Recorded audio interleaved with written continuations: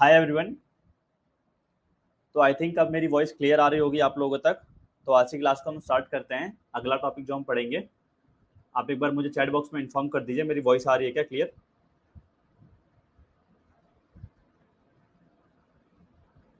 लोगों तक तो आज की क्लास को हम start- ठीक है, तो चलिए पढ़ना स्टार्ट करते हैं। स्क्रीन शेयर कर देता हूँ मैं।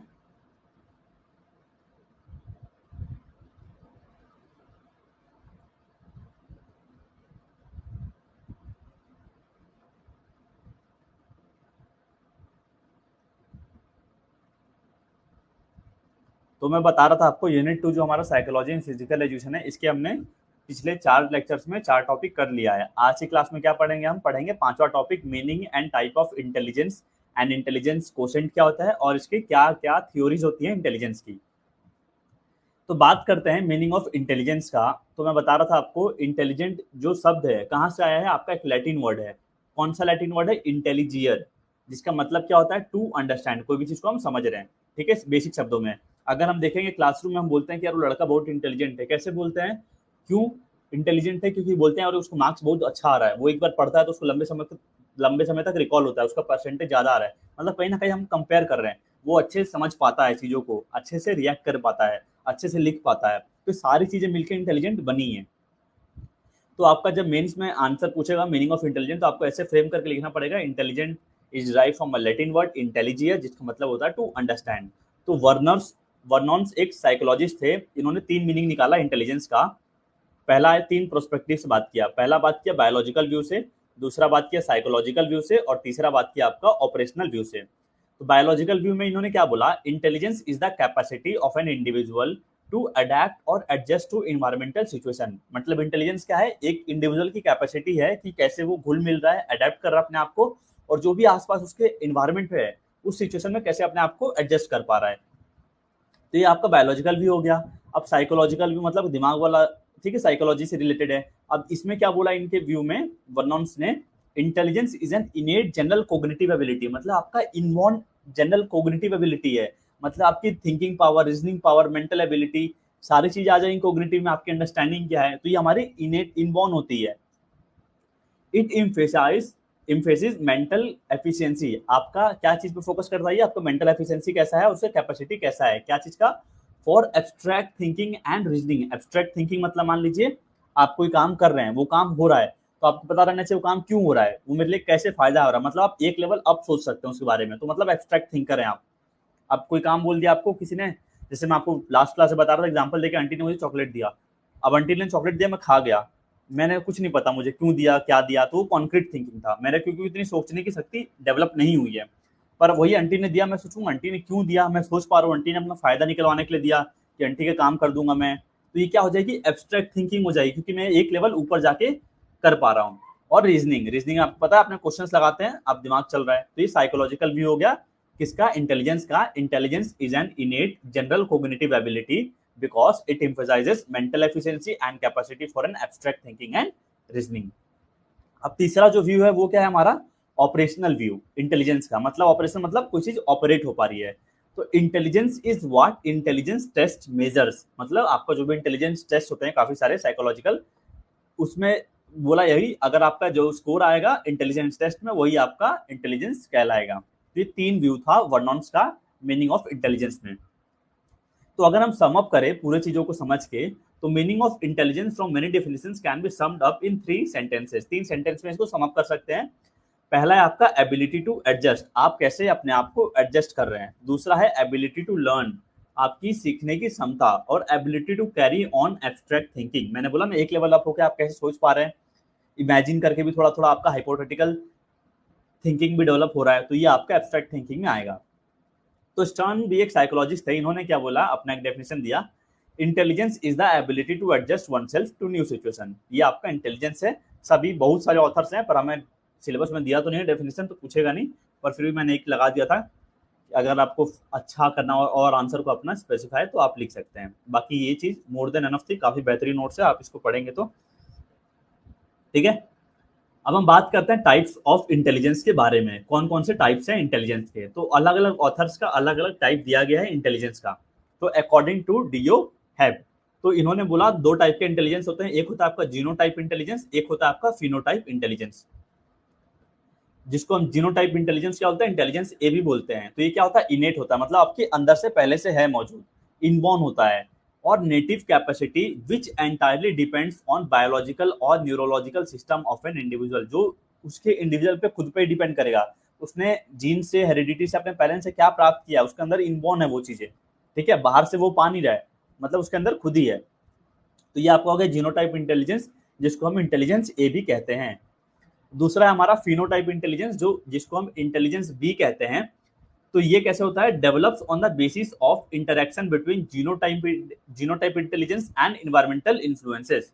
तो ये आपका कैसे डेवलप हो रहा है, आपका इंटरेक्शन होकर डेवलप हो रहा है, क्या चीज का, जो मेरे अंदर पहले से था जीनोटाइप इंटेलिजेंस, और साथ ही साथ जो भी मेरा इन्वायरमेंटल इन्फ्लुएंसेस है, दोनों मिलके जो डेवलप हो रहा है वो हो जाएगा फिनोटाइप इंटेलिजेंस, और जो पहले से मौजूद है अंदर में बायोलॉजिकली, वो है आपका जीनोटाइप इंटेलिजेंस।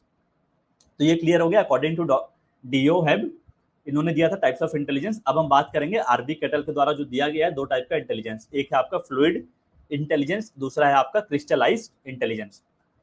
तो जो फ्लूइड इंटेलिजेंस है, इसमें क्या बोला है आरबी कैटल ने, it is the ability to reason and solve new problems without relying on existing knowledge and it tends to decline with as.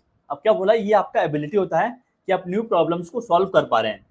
कैसे सॉल्व कर पा रहे हैं, विदाउट रिलाइंग, मतलब जो आपके पास पुराना नॉलेज है उस पर आपको डिपेंडेंट होने की जरूरत नहीं है। तो ये हम कहोगे आपका क्या हो गया, फ्लूइड इंटेलिजेंस हो गया। और ये क्या होता है, जैसे जैसे हम एज बढ़ते जाता है ये डिक्लाइन होते जाता है हमारा ये एबिलिटी, कौन सा, फ्लूइड इंटेलिजेंस वाला। क्या बोला था मैंने, जो नई प्रॉब्लम मुझे सॉल्व करनी है, मान लीजिए कोई क्वेश्चन आ रहा है मैथ्स का, तो उस मैथ्स को सॉल्व करने में मुझे पुराने फॉर्मूले पे डिपेंड नहीं होना पड़ेगा, ठीक है, मैं खुद ही बना के उसको कर लूंगा। तो ये फ्लूइड इंटेलिजेंस है। अब क्रिस्टलाइज इंटेलिजेंस क्या हो जाएगा, it is the ability to use acquired knowledge and skills from past experiences and learning and it tends to increase with age due to continuous learning. मतलब जो मैंने पहले सीखा है उसको भी मैं यूज करूंगा नेक्स्ट प्रॉब्लम जो भी आ रहा है प्रॉब्लम उसको सॉल्व करने के लिए, और ये आपका एज के साथ बढ़ते जाता है। क्यों, क्योंकि आप जैसा जैसा एज हो रहा है आप एक्सपीरियंस गेन कर रहे हैं, क्योंकि हमारा जो लर्निंग होता है वो कंटिन्यूअस होता है, तो बढ़ते जाता है आपका ये, जैसे जैसे हमारा एज बढ़ता है। और ये क्या होता है, फ्लूइड इंटेलिजेंस आपका जैसे जैसे एज बढ़ते जा रहा है डिक्लाइन होते जाता है। तो ये आपका दो हो गया आरबी कैटल के द्वारा जो दिया गया था इसका टाइप्स ऑफ इंटेलिजेंस का, पहला था आपका फ्लूइड इंटेलिजेंस, दूसरा था आपका क्रिस्टलाइज इंटेलिजेंस। अब हम बात करेंगे according to Edward Lee Thorndike के द्वारा जो दिया गया है आपका तीन टाइप्स के दिया गया इंटेलिजेंस के। पहला है आपका एब्स्ट्रैक्ट इंटेलिजेंस, अभी मैंने बताया था आपको एब्स्ट्रैक्ट का meaning the ability to understand symbols and ideas, ठीक है, मतलब आप एक लेवल सोच सकते हैं, कोई भी सिंबल है, जैसे रोड में जाते हैं तो बना है वहाँ पे हॉर्न ब्लो नहीं करना है, मतलब आप सोच पा रहे हैं वहाँ पे क्या कि यहाँ पे ये सिंबल बना है मतलब हॉर्न ब्लो नहीं करना है। और वहीं कॉन्क्रीट थिंकिंग क्या होता है, मैं देखता हूँ यहाँ पे मोपू का क्या बना है, सिंबल बना है, बस मैं इससे ज्यादा कुछ नहीं समझ पाता। यहाँ पे मैं देखता कि एक सिंबल बना हुआ है, उससे ज्यादा मैं ज्यादा नहीं सोच पाता, बस जो है जो प्रेजेंट में है मैं वही सोच पाता अगर मैं कॉन्क्रीट थिंकिंग वाला रहता। पर यहाँ पे क्या बोला है इन्होंने, एब्स्ट्रैक्ट थिंकिंग। अब मैं जान पा रहा हूँ कि यहाँ पे बच्चा बना हुआ है, आपको हॉर्न ब्लो नहीं करना है, तो उसका मैं एब्स्ट्रैक्ट थिंकिंग समझ पाऊंगा कि क्यों बोला जा रहा है ये। तो जो भी सिंबल्स हैं, कोई भी चीज का आइडिया दर्शाया जा रहा है उसको मैं समझ पाता हूँ। अब बोला है दूसरा कॉन्क्रीट या फिर मैकेनिकल इंटेलिजेंस, अभी आ गया कॉन्क्रीट वाला भी, the ability to manipulate and understand physical objects. जैसे मैं बोलूंगा ये डब्बा है, ठीक है, तो ये डब्बा है मतलब ये कॉन्क्रीट थिंकिंग है, जो आपके सामने है आप वही देख के समझ पा रहे हैं। इससे आगे ज्यादा नहीं समझ पा रहे हैं कि ये मेरे माइक का डब्बा है, आप नहीं समझ पा रहे उतना आगे इस बढ़ के, तो ये आपका कॉन्क्रीट थिंकिंग है। फिर क्या बोला तीसरा आपका सोशल इंटेलिजेंस। अब सोशल इंटेलिजेंस क्या हो जाएगा आपका, कैसे आप सोसाइटी में घुल मिल कर रहे हैं अच्छे से, the ability to understand and interact effectively with people. आपकी क्या एबिलिटी है दूसरों को अंडरस्टैंड करने का, इंटरेक्शन करने का लोगों से। तो ये अलग अलग टाइप्स के टाइप्स थे इंटेलिजेंस के, काफी इंपॉर्टेंट है आपके मेंस के एग्जाम पॉइंट ऑफ व्यू से, और अगर एमसीक्यू में थोड़ा सा अच्छे अंदर जाके पूछा क्वेश्चन तो आपको ये देखने को मिल सकते हैं। अब आते हैं थोड़ा थोड़े जो कॉमन टर्म्स चलते हैं, चैट जीपीटी में डालेंगे तो आपको ये मिल जाएगा टाइप्स ऑफ इंटेलिजेंस में, पर इसको मैंने बुक से डाला है, ये ऑथेंटिक है, ठीक है। तो कहीं आ गया तो मैंने एक बार आपको मतलब बता देता हूँ फटाफट। ये टाइप्स ऑफ इंटेलिजेंस होते हैं, एक होता है लिंग्विस्टिक। लिंग्विस्टिक मतलब क्या होता है, लैंग्वेज। तो लैंग्वेज बोलने का, बात करने का तरीका है आपके पास अच्छा है, कॉम्प्रिहेंशन अच्छा है, राइटिंग स्किल अच्छी है, तो लिंग्विस्टिक इंटेलिजेंस हो जाएगा। दूसरा हमारा क्या, logical mathematical intelligence. Logical mathematical मतलब आपकी रीजनिंग पावर अच्छी है, आपकी प्रॉब्लम सॉल्विंग स्किल्स अच्छी है, आपकी न्यूमेरिकल स्किल्स अच्छी है, आप न्यूमेरिकल्स को सॉल्व कर पा रहे हो, आप लॉजिकली सोच पा रहे हो, तो ये आपका लॉजिकल मैथमेटिकल इंटेलिजेंस हो जाएगा। फिर हो जाएगा स्पेशियल इंटेलिजेंस, मतलब आप कोई भी चीज को क्या कर रहे हो, स्पेस में रिकॉग्नाइज कर पा रहे हो कि यहाँ पे ये है। अब मैं देखूंगा कि मैं लिख रहा हूँ, जैसे मान लीजिए, तो मैं देखूंगा कि मेरा कॉपी यहाँ है, मैं ऊपर देख के भी लिख पा रहा हूँ क्योंकि मुझे पता है कि मेरा जो कॉपी है नीचे में है। तो ये क्या हो जाएगा, मुझे स्पेशियल इंटेलिजेंस है, मुझे मतलब पता है क्या चीज कहाँ पे है। फिर हो जाएगा मेरा म्यूजिकल इंटेलिजेंस, मतलब आप गाने वाने में अच्छे हैं, रिदम पकड़ सकते हैं, आपका टोन अच्छा है, आप म्यूजिकल अच्छे से कंपोज कर सकते हैं, तो ये म्यूजिकल इंटेलिजेंस हो जाएगा। अब आते हैं बॉडी किनेस्थेटिक इंटेलिजेंस, मतलब अब क्या हो रहा है, आप मैनिपुलेट कर पा रहे हैं ऑब्जेक्ट्स को, क्या चीज कहाँ है, जिससे आपका बॉडी रिएक्ट कर पाए। जो मैं बता रहा था अभी एग्जांपल लेके, पेन, जैसे मैं लिख रहा हूँ, मुझे पता है कि यहाँ पे मुझे लिखना है, तो मैं ऊपर देख रहा हूँ, सामने देख रहा हूँ, ऐसा तो नहीं कि मैं नीचे देख के लिख रहा हूँ ऐसे करके, तो मुझे पता है कि मेरा हाथ अगर साइड में लिखेगा, ये जैसे मान लीजिए कॉपी है, अब यहाँ पे लिखूंगा तो मुझे पता है कि टेबल के कोने में लिखाएगा। तो ये क्या बॉडी का किनेस्थेटिक इंटेलिजेंस है, मुझे पता है क्या चीज कहाँ पे लिखना है, मैनिपुलेट कर पा रहा हूँ मैं ऑब्जेक्ट्स को। जैसे देखा होगा आपने, पोट्री बनाते हैं ना ऐसे घुमा घुमा के, तो क्या होता है, क्राफ्ट्समैन उनको सब पता रहता है कि हाथ को ऐसे करेंगे तो शेप ऐसे आ जाएगा, तो उनको बॉडी का पूरा किनेस्थेटिक इंटेलिजेंस होता है। फिर क्या बोला, इंटरपर्सनल इंटेलिजेंस, मतलब दो लोगों के बीच में जो आपस में बात हो रही है, एक दूसरे की बात को मैं समझ पा रहा हूँ, तो वो हो जाएगा इंटरपर्सनल इंटेलिजेंस। अब आता है इसके बाद इंट्रापर्सनल। इंट्रापर्सनल में क्या हो जाएगा, जो मैं खुद से बात कर रहा हूँ, ठीक है, मैं अपने अंदर से बात कर रहा हूँ कि मेरे अंदर की एबिलिटी क्या है, मेरी सेल्फ डिसिप्लिन क्या है, मैं क्या समझ रहा हूँ अपने बारे में, तो खुद से बात कर रहा हूँ, हो जाएगा मेरा इस जो एबिलिटी है, तो हो जाएगा इंट्रापर्सनल इंटेलिजेंस। फिर आपका नेचुरलिस्टिक इंटेलिजेंस, मतलब कोई कोई होता है जो नेचुरली क्या होता है, अच्छा होता है, बहुत ही इंटेलिजेंट होता है, इन्वायरमेंटलिस्टिक होता है, सब चीज लोगों को पसंद आ रहा है, नेचुरली काफी अच्छा है। तो ये हो गया आपका टाइप्स ऑफ इंटेलिजेंस। ये मैंने फटाफट बताया कि उतना इंपॉर्टेंट नहीं है, बस ये मैंने बताया कि अगर आपको इसका मतलब आ गया तो आपको इसका मतलब पता रहना चाहिए क्या होता है, बाकी ये सब इंपॉर्टेंट थे। तो अभी तक हमने क्या क्या पढ़ा, आपका पढ़ा मीनिंग इंटेलिजेंस का, फिर पढ़ा हमने टाइप्स क्या इंटेलिजेंस के। अब हम पढ़ेंगे क्या, आपका पढ़ेंगे इंटेलिजेंट कोशेंट। ठीक है, थोड़ा इंपॉर्टेंट स्लाइड है, एक स्लाइड में मैंने सारा खत्म कर दूंगा ये टॉपिक को। तो इंटेलिजेंस कोशेंट के बारे में बात करें, मतलब IQ. First intelligent test was given in France. France में दिया गया था किसके द्वारा, अल्फ्रेड बीनेट के द्वारा एंड थियोडोरो साइमन के द्वारा। ठीक है, दो लोग दिए थे, पर कहीं भी आप देखेंगे तो पहला इनाम दिखता है आपको अल्फ्रेड बीनेट का। दोनों रहेगा तो दोनों कर दीजिएगा, नहीं तो अल्फ्रेड बीनेट रहता है कई जगह पे। मतलब इन्होंने दिया था पहली बार, कब दिया था ना, 1904 में दिया था। To test the individuals who are weak और टू चेक देयर एबिलिटीज, मतलब कोई कौन से इंडिविजुअल्स कमजोर हैं या फिर उनके एबिलिटीज को मेजर करने के लिए टेस्ट को डिस्कवर किया गया था, पहला इंटेलिजेंस टेस्ट कब, 1904 में अल्फ्रेड बीनेट और थियोडोर साइमन के द्वारा। तो और एक कंसेप्ट आता है इसी के रिगार्डिंग, मेंटल एज के बारे में।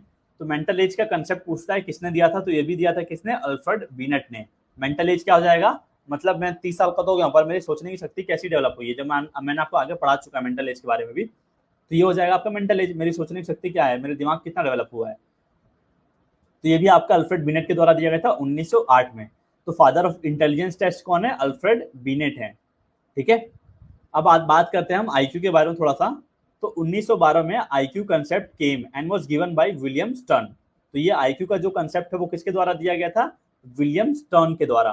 ठीक है, कब, 1912 में। पूछेगा आपसे हु गेव आईक्यू कंसेप्ट, तो आपको बताना पड़ेगा William stern, but was revised and given complete by adding multiplication of 100 and was given by Louis Terman in 1916।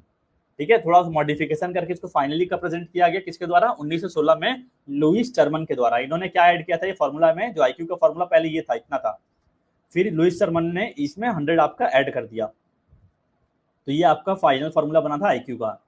तो IQ provides scores that are extended to serve a measure of an individual intellectual abilities, मतलब इंसान की सोचने की शक्ति, intellectual ability उसकी कैसी है, वो कैसे पढ़ पा रहा है, क्या उसका बुद्धि चल रहा है, कैसे चल रहा है। तो ये आपको बनाया गया था आईक्यू टेस्ट को। तो आईक्यू का फॉर्मूला क्या हो गया आपका, IQ formula equals to mental age जो आपका है into divided by chronological age, मतलब आपका एज DDMM YYYY में और इनटू 100। तो ऐसे निकालेंगे तो आपका क्या निकल जाएगा। और मेंटल एज कैसे निकालेंगे, आपका अलग अलग साइकोलॉजिकल टेस्ट होता है उसका भी। तो आईक्यू निकालना तो mental as divided by chronological as into 100 करेंगे तो हमारा आईक्यू पता चल जाएगा कि इंसान का कैसा आईक्यू है। अब आईक्यू का भी लेवल होता है, टेबल से पूछ सकता है, और इसके डिस्क्रिप्टर्स है राइट साइड में, मतलब क्या कितना रेंज में है तो कैसा है वो। तो 69 बिलो है तो मतलब वो इंसान इंटेलेक्चुअली डिसेबल्ड है। ठीक है, इंटेलेक्चुअली मतलब दिमाग से काम अच्छे से नहीं कर रहा है। 70 to 79 में मतलब वो बॉर्डर लाइन पे है। 80 से 80 to 89 लो एवरेज है। एवरेज क्या हो जाएगा, 90 to 109। हाई एवरेज 110 to 119, फिर सुपीरियर इसे 120 से 29 और 130 से प्लस वेरी सुपीरियर हो जाएगा आपका आईक्यू का लेवल। तो ये मैंने पढ़ाया आपको अब तक क्लास में मीनिंग, टाइप्स ऑफ इंटेलिजेंस और इंटेलिजेंस कोशेंट। मुझे लगता नहीं यहाँ तक किसी को डाउट होगा, अगर डाउट है तो आप बता दीजिए मुझे चैट बॉक्स में। थ्योरीज ऑफ इंटेलिजेंस मुझे अभी पढ़ानी थी, पर मैं नोट्स को थोड़ा मॉडिफाई करूँगा ताकि थोड़ा और अच्छे से इसमें समझाया जा सके। अभी इतना मैं स्पेसिफिक नहीं मान रहा हूँ नोट्स को, क्योंकि मैंने इसमें काफ़ी सारे मॉडिफिकेशंस किए। आज नोट्स को बना रहा था तो मैं काफ़ी अच्छे से आया। तो नोट्स को मैं कल पढ़ा वापस एडिट करूँगा आपके थ्योरीज ऑफ इंटेलिजेंस वाला, और फिर आपको पढ़ाऊँगा आगे के टॉपिक्स, ठीक है। तो अभी तक की क्लास में क्या पढ़ा हमने? Meaning and types of intelligence पढ़ा और इंटेलिजेंस क्वोशेंट पढ़ा। आपका इसका ये बच गया थ्योरीज ऑफ इंटेलिजेंस, इसको मैं कल की क्लास में आपको कवर करा दूंगा। और अगला टॉपिक भी हम कल पढ़ेंगे, meaning and definition of personality and types of personality. जो भी मैंने पढ़ाया आप इसमें से सभी लोगों को क्लियर है, या फिर कोई भी डाउट है आपको तो आप मुझे बता दीजिए, मैं आपको क्लियर कर दूंगा। और फिर क्लास को यहीं पे आज का सेशन को एंड करेंगे।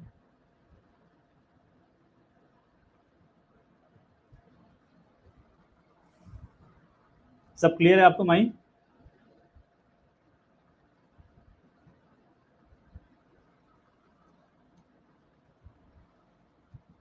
ठीक है, तो चलिए सेशन को यहीं पे एंड करते हैं।